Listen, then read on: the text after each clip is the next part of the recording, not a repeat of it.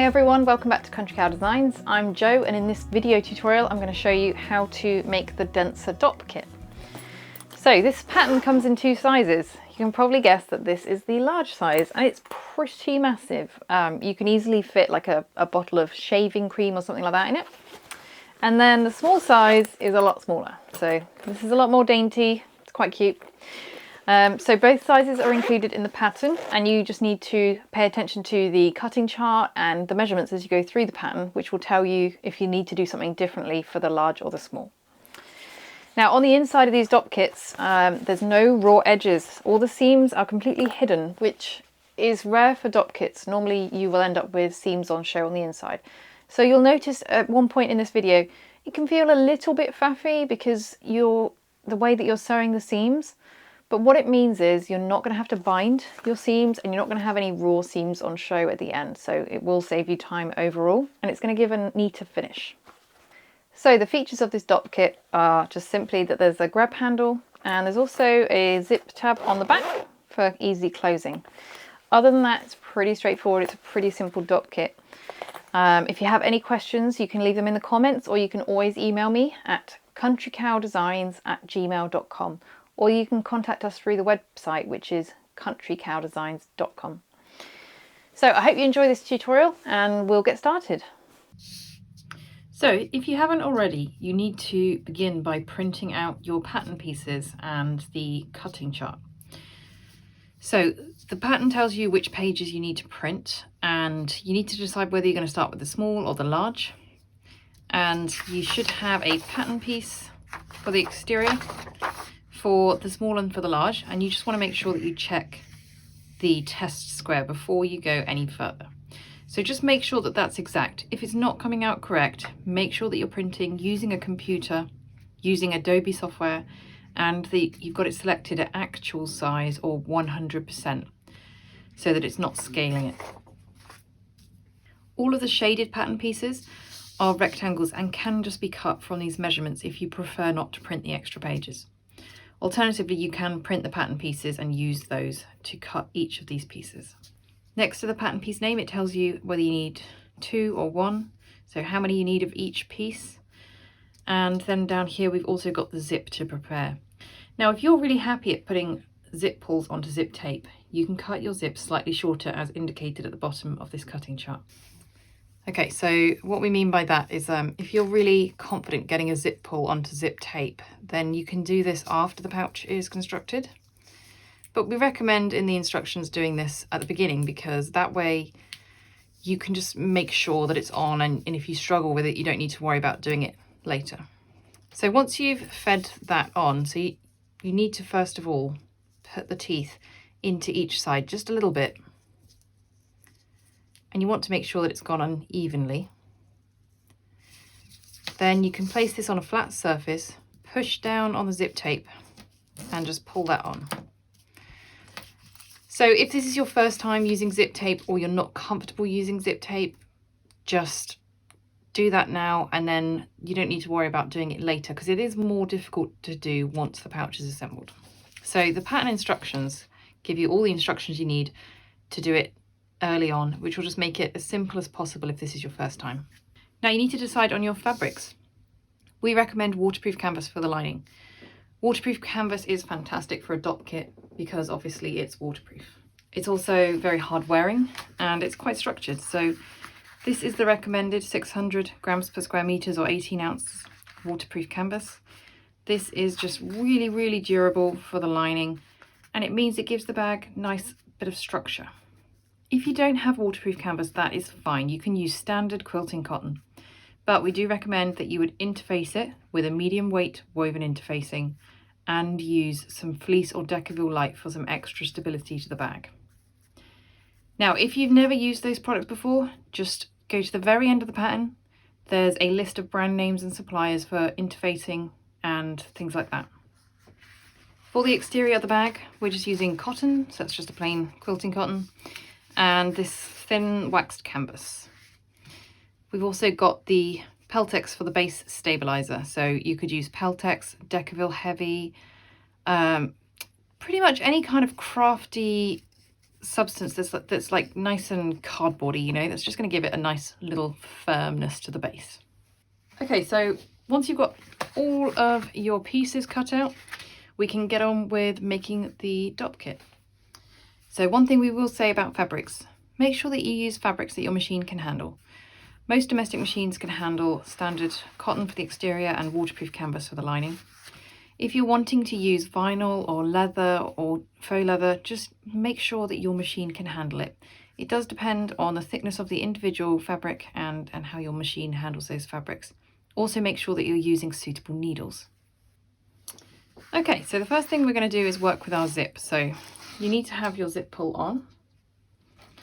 And you don't want to put it on too far. Mine's about 2 inches in. That's as far as you want to go. And what I'm going to do is sew a couple of stitches over the end to make sure that the zip pull doesn't come off whilst we're using it. So you can just use your sewing machine for this if you prefer. And this is the benefit of using nylon zips like this one. So this looks like a metal zip, but it's actually a nylon zip. It means that you can just sew right over it with your machine and not worry about having to skip the teeth. Okay, so set your zip aside for a moment and we're going to work on the 2 exterior pieces.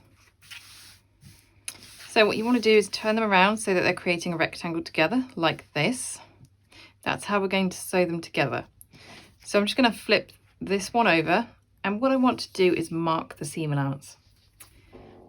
So we're just marking this seam allowance on the slanted edge of one piece.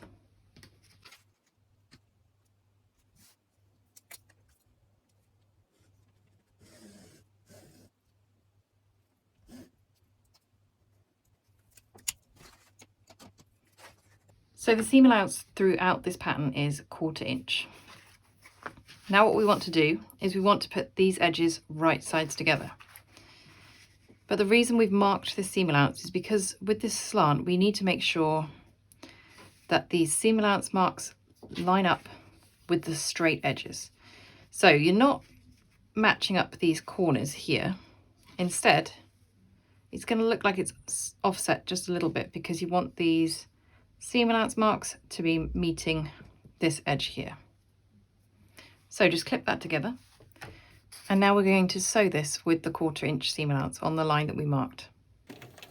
At this point, I'm using a size 80 or 90 needle. It depends on the thickness of the fabrics that you're using, and it'll also affect what kind of needle you use. Generally, you're good with a universal. If you're using cork or vinyl, something like that, you might want to use a Microtex needle instead. Okay, so now that's sewn, what we're going to do is just push that away. Now, what you'll notice is that you should have a nice straight edge because of the way that we lined up that seam. So this should be quite a nice straight finish. Just bear in mind that if you're using cotton like me, that your cotton might stretch a little bit more than your other fabric. Don't worry about that. That will all come out in the seam allowances.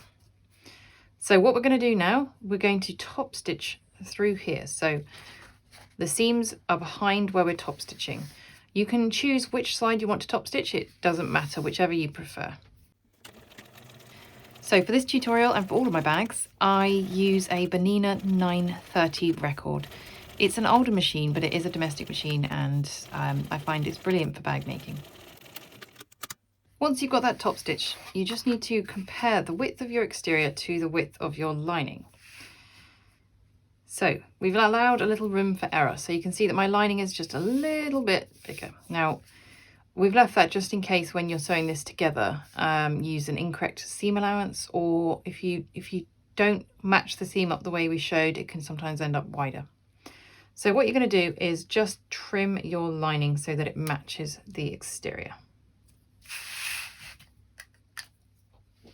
Once your 2 lining pieces match the exterior, just set those aside for a moment.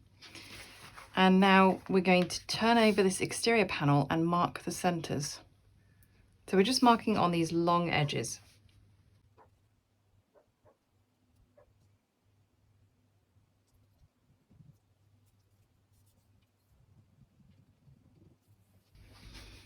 Now place your exterior so it's right side up, grab your zip, And you want your zip to be closing to the right.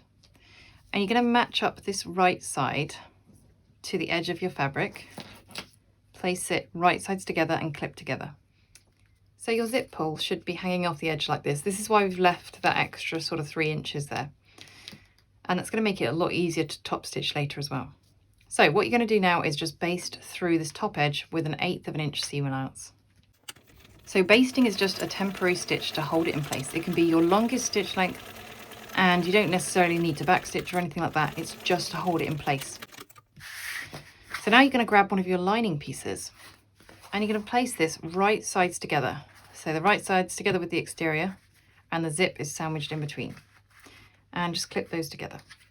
Now we're going to sew through this edge with about a 3/8 of an inch seam allowance.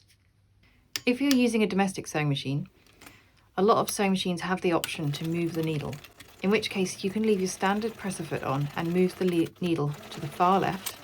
This will allow you to use the presser foot to butt up against the zip tape. It will help you get a really, really straight stitch, nice and close to the zip tape.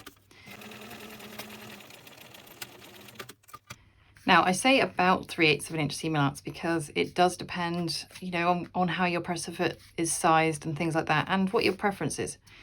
Anything from 1/4 inch to 3/8 of an inch is absolutely fine for the seam allowance. It's not going to make a difference.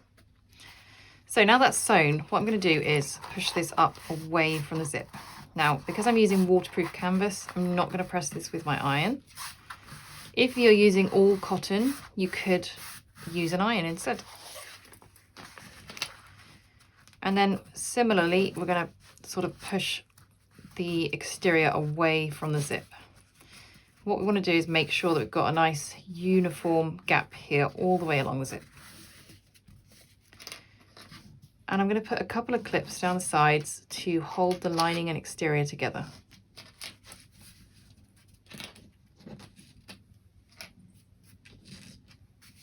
Now I'm going to top stitch this edge with 1/8 of an inch seam allowance.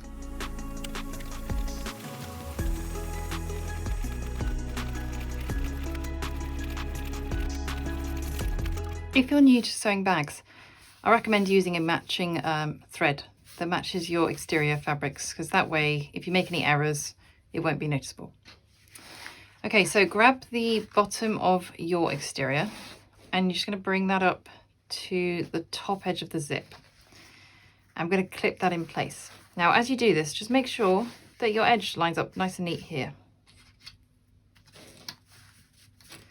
So you want to make sure that on both sides, it's lining up down the edges. And we're going to baste that in place.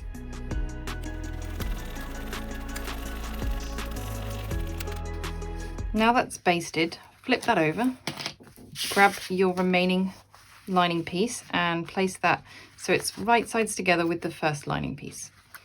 And it's just lined up on the same edge of the zip that we just sewed. And we're going to sew through that with the same seam allowance that we used on the other side of the zip.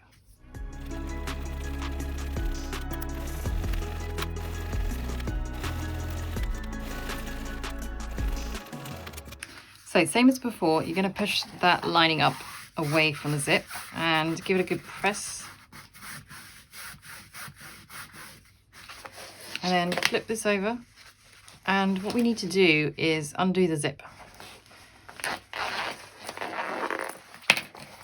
So you can pull your zip undone as far as it will go. And then we need to turn this so that we can access the exterior.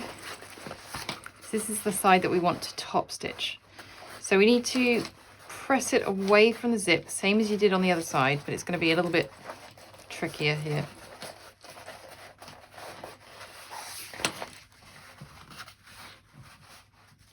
And then use a couple of clips to hold the exterior and lining together.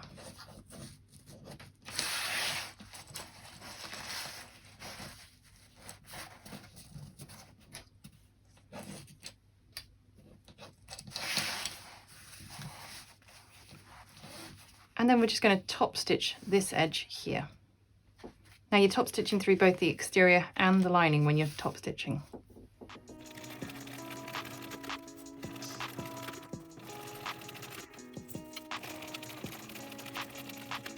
Now, if you decided to not put your zip pull on till later, this would be a little bit easier because you wouldn't kind of have this hanging together here. But it's not a problem at all. That's why we've left the extra 3 inches so that you can easily sew this. So what we now need to do is mark a turning gap on the lining. So on one of your lining pieces, on this bottom edge, you need to mark 4.5 inches for the small size or 5.5 for the large. This is where we're going to turn the bag out later. Okay, so that's my 4.5 inch gap marked because I'm doing the small size. So what we're going to do now is get the 2 lining pieces so they're right sides together and clip those together. Now we're going to sew this bottom edge, but we're just going to sew from the edge up to the turning gap on each side. We're going to backstitch really well where the turning gap is, and we're using a 1/4 inch seam allowance.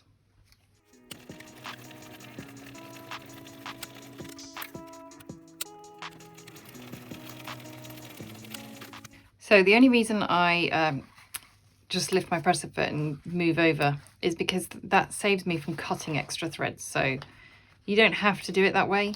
I just find it slightly easier. So that's the turning gap marked there. What we need to do is press this seam open. But what we want to do is get this center pressed as well. It will make it easier for us to stitch closed at the end. So I'm just going to press the sides open. Where you've stitched, this should be quite easy, especially if you're using waterproof canvas. And then we just want to press the center section to match. If you have a seam roller, these are quite good for waterproof canvas.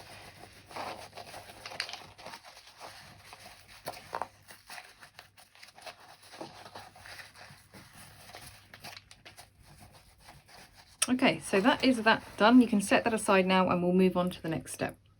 For this next step, you're going to need your grab handle. I'm making mine out of the waterproof canvas for the lining. You're going to need a ruler, some double-sided tape will help, and a marking pen. Now, if you're using cotton, you can just press this in place, but because I've got waterproof canvas, double-sided tape is going to be really handy. So the first thing we're going to do is mark this 1 inch in on this long edge. I'm going to do that on both sides.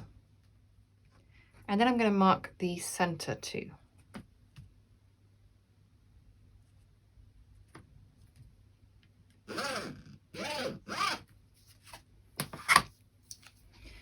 Right, once that's all marked up, I'm going to use a bit of double-sided tape on these long edges. So again, if you've got canvas or cotton, you can just go ahead and press this with an iron, but my waterproof canvas is going to be more difficult. So I'm using this double-sided tape to hold it in place. So what we're doing first is folding these long edges in so that they're on the 1 inch line. So both long edges need to be folded to that 1 inch line. Again, for the waterproof canvas, I do love my seam roller. It just helps me get a nice flat finish. So I'm going to use some more double-sided tape here. Now, if you're using double-sided tape, just make sure that your needle can get through it okay. So it needs to be the right kind of double-sided tape, but also you need to have the right type of needle, because Microtex needles and super universal needles have no problem. But a standard universal needle will gum up with the tape and then you will have a little problem when you're sewing. So what we're going to do next is fold these long edges again into the center line.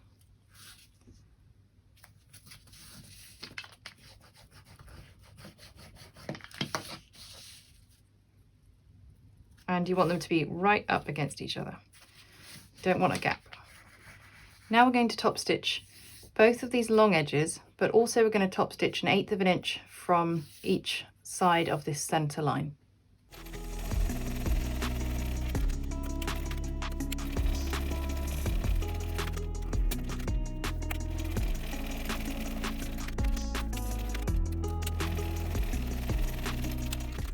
Okay, so set your grab handle aside for a moment and grab your main panel. Now you need to turn it so that it is exterior sides out.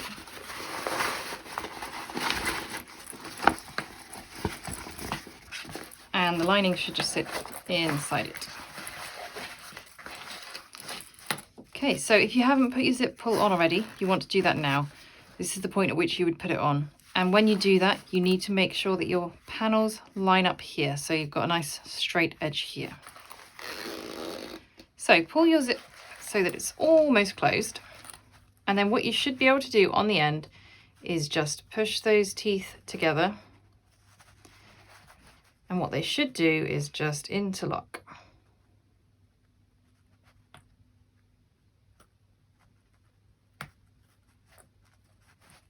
Okay, so then your zip is done up at the end. And what we're going to do is put a couple of stitches through the end. So again, if you want to, you can do this on the machine, which you might find easier for keeping the teeth together.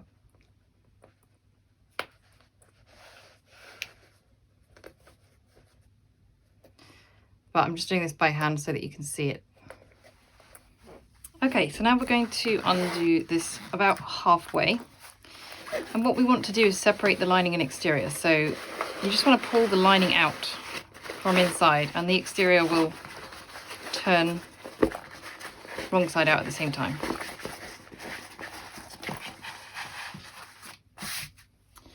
Okay, now what we need to do is we need to bring these together so they're on top of each other like this. Now the center marks that you made earlier on your exterior should match up with your zip. So just get that to match up with the zip there and clip that in place and do the same thing on the other side. Now on the other side, the seam of your lining should match up. So you want that to match the center of your zip. And what you should have is this seam, the center of your zip, and then your center mark of the exterior all lined up together. And then we just need to flatten this out and clip it together. You're going to do the same thing on the other side. Might find it easiest to trim your zip first. So you just want to trim that down to match. Now, if you're using nylon zip like me, you may just want to melt the edge of the zip. It will stop it from fraying in the future. So you just want a really quick to melt that edge and that will just stop fraying. But we're going to do the same thing on this side. We're matching the center seam of the lining to the center of the zip to the center mark on the exterior.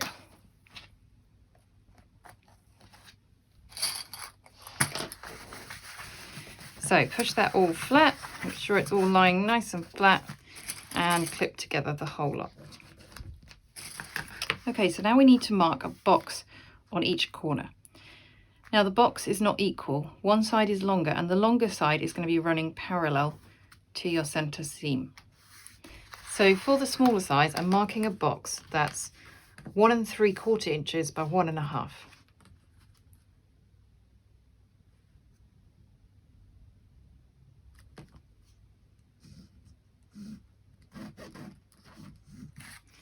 So the longer edge is this edge. If you're doing the large size, your box will need to be 2.5 inches by 2.25 inches. So just repeat this on all 4 corners.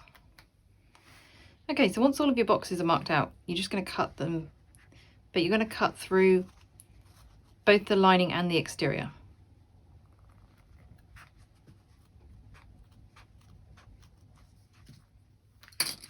And just repeat that with all 4 corners, but keep one of your corners because we're going to use this to create the zip tab. Okay, so once that's all done, grab one of your corner pieces. It can be an exterior or lining, whichever you want to have the zip tab made out of. And you need to trim it down to 2.5 inches by 1 3/4. Okay, once that's trimmed down, just flip that over, and on the wrong side of the fabric, you need to mark a line down the center.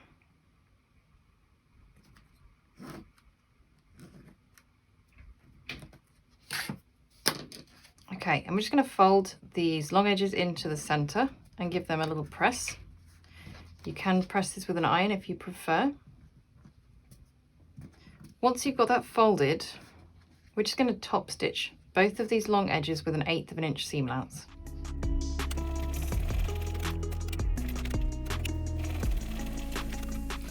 Okay, so what we want to do is fold this wrong sides together so that this open seam will be hidden.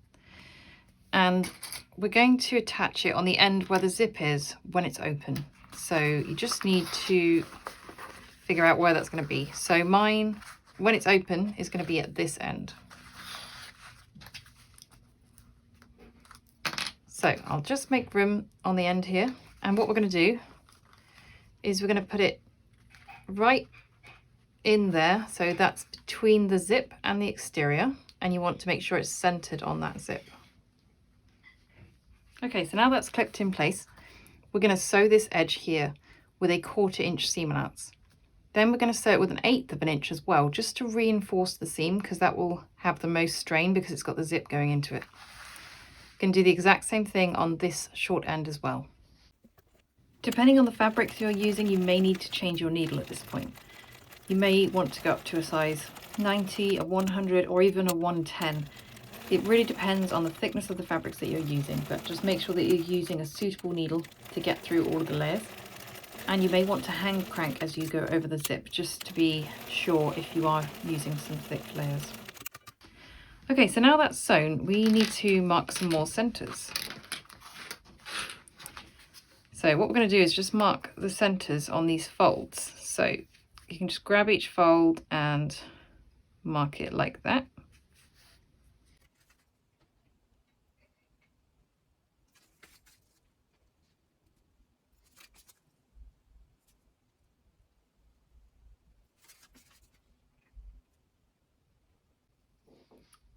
Okay, so find the edge that doesn't have the zip tab. So that's my zip tab, so I'm working on the other edge. What I need to do is put my grab handle in to the exterior. So you're going to put your grab handle in, and you want to make sure that the center seam is facing this seam. And we're going to match that, so we're going to match it to the center mark that we just made and clip it in place. Okay, so then you need to pull it through on the other side of the exterior.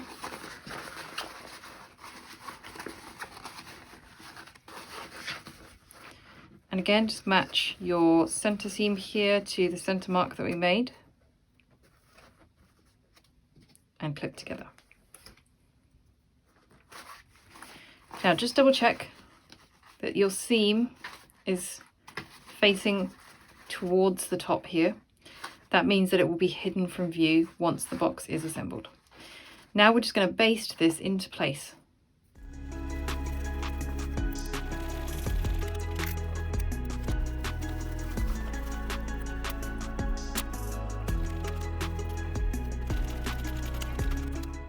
Okay, so that can feel a little bit awkward, so don't worry if you just need to just sew the center bit and nothing else.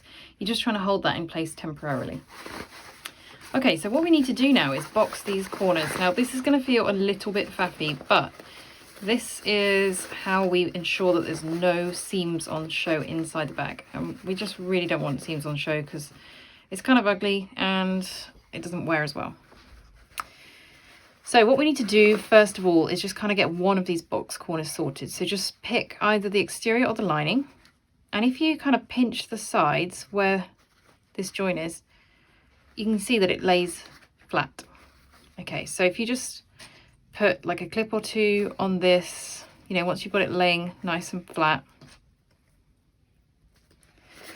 then we need to match its lining counterpart. So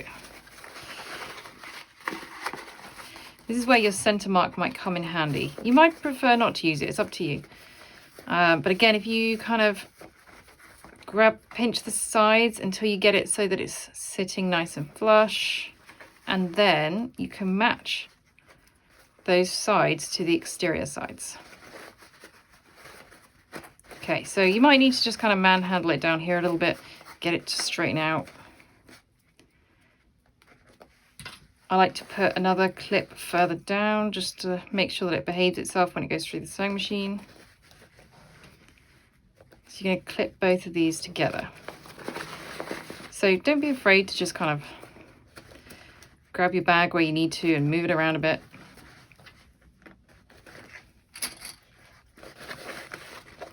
And if you kind of stretch out these edges a little bit like this, like flatten them down the sides, it will make it easier to sew. Okay, so now I've got one. I'm just going to push it nice and flat. I'm going to sew that edge with a 1/4 inch seam allowance. Make sure you back stitch well on these.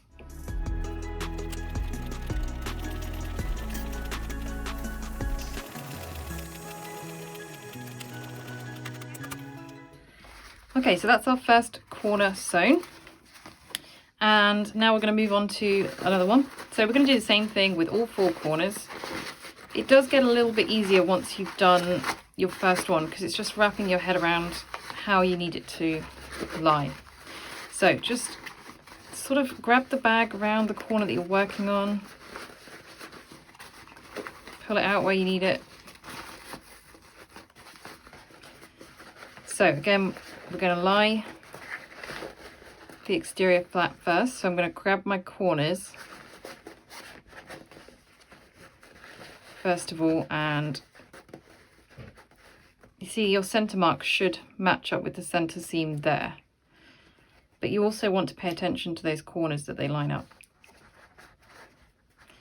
If they're not lining up, it'll be to do with when you cut your corners. If you cut the box the wrong way around, you will have a problem here. So you just need to go back and make sure that your longer edge is 1/4 inch longer. Okay, so now I need to get the lining of this side.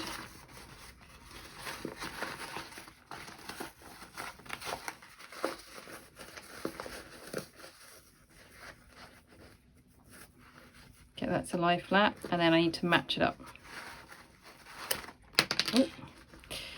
to the exterior. So I find it easiest to match these sides first rather than matching the centers, but those center marks are there to make sure that you can check that it's quite centered.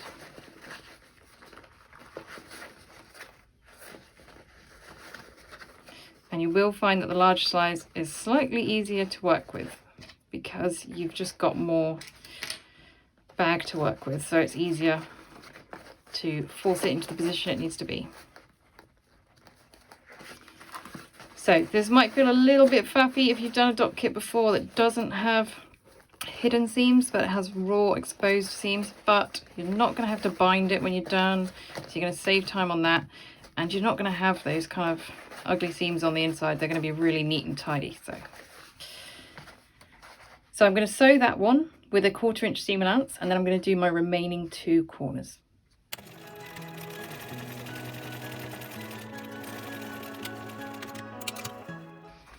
Okay, so once you're done, you're going to end up with a crinkled mess. And what you need to do is find your turning gap. And you want to push the whole bag out through that gap.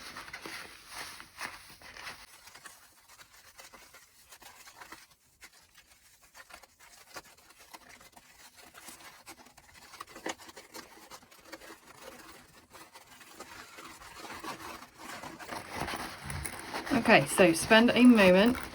Put your hand through the turning gap and just spend a moment pushing your corners out. Or, yeah, through the lining. You can just push your corners out nice and neat. Now you might want to spend a minute as well just kind of pressing these top edges, all of the corners and angles basically, to get like a more boxy feel. And if you're using cotton, you can stuff the bag full of like a small towel or some tea towels, something like that, and then you can press it with the iron from the outside whilst it holds its shape. Okay, so grab your base stabilizer and you want to slip that through the turning gap, so you'll need to like fold it up a bit to get it through. Now you can make it without the base stabilizer if you want to, it's just gives it a little bit more sturdiness. And that should sit neatly between the exterior and the lining. Okay, so the last thing that we need to do is sew up our turning gap. So you've got two options for this, the quick and easy option or the very neat option. So the quick and easy option is that you simply fold in those edges, take that over to your machine and sew it with 1/8 of an inch seam allowance. Now you'll end up with a little ridge inside your bag, but that will be hidden when you've got things inside your bag, so you might not mind. Now the second option is to hand stitch it closed. So I'm going to show you how to do that. Now first of all, I'm going to use some clips to keep these edges neatly together. Okay, so for the hidden hand stitch, I've just got a standard hand sewing needle. I'm not sure about the specifics of this needle, I've just found it in my stash, so I'm just going to thread that and then tie a knot on the end. Okay, so to hide my knot, I'm going to start where my stitch is from the machine end, and I'm just going to poke this up, and what I want is I want the needle to come up through like the ridge, the top ridge there. And then that way, oh dear, my knot will be hidden within that seam.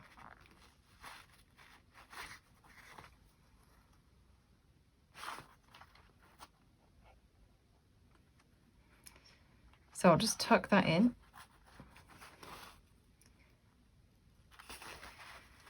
Now the way that we're going to do a hidden stitch, we're going to create like a ladder. So we're going to go straight across.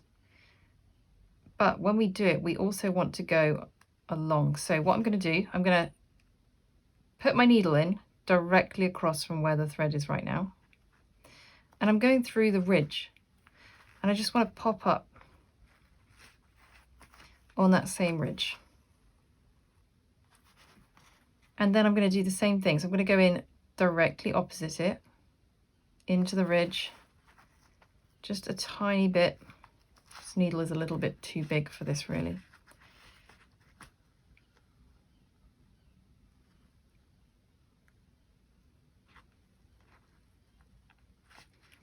And I'm going to keep doing this, working my way up the bag. So each time I put my needle in, it's going in directly opposite the one before it.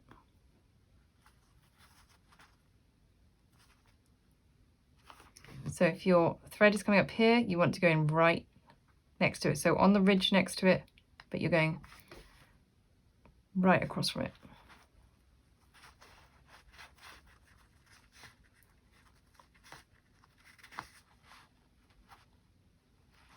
And what it should look like is you should end up with like a ladder. So you've got like the rungs of a ladder and they're all going directly across. And you're just going to keep doing this all the way up this seam. I'm just going to tuck my tail back in there.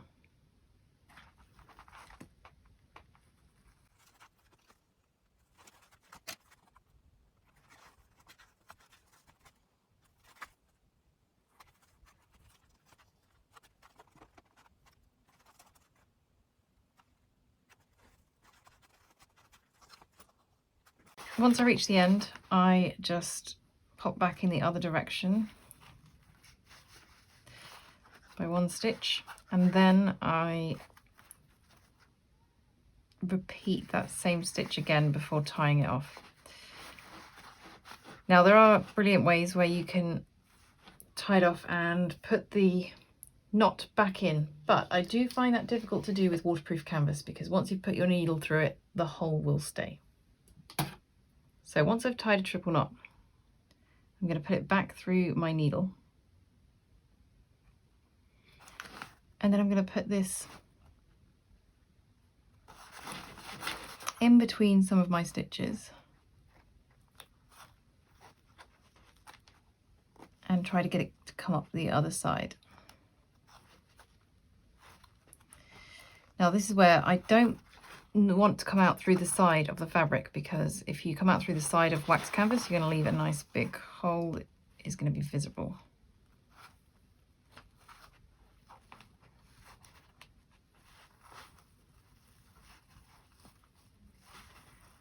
So ideally I want to come up through my existing stitching.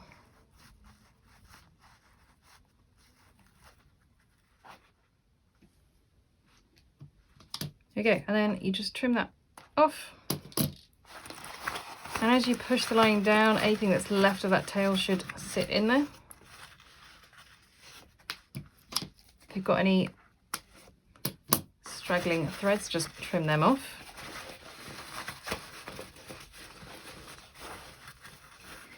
And that way your lining should sit nice and flush. You won't have any seams on show on the inside, and you should have a really nice, neat bag. So there it is, our cute little Dopp kit. So this small size is really cute. I think it would make quite a good makeup bag actually. And if you're making it for yourself, you probably don't need to do the hand stitching at the end, because you know you're just going to shove all your stuff in. You're never going to look at the bottom of the bag ever again. But I like to do that if I'm gifting it to somebody, just because I kind of want it to be perfect. You know, it's not realistically ever going to be perfect, but it's nice to think it is. So I hope you've enjoyed this video. I hope you've enjoyed making the pattern. If you've got any questions, feel free to get in touch with us on the website, countrycowdesigns.com, and you can always subscribe to our email list or follow us on Facebook if you want to hear about new patterns that we've got coming out in the future.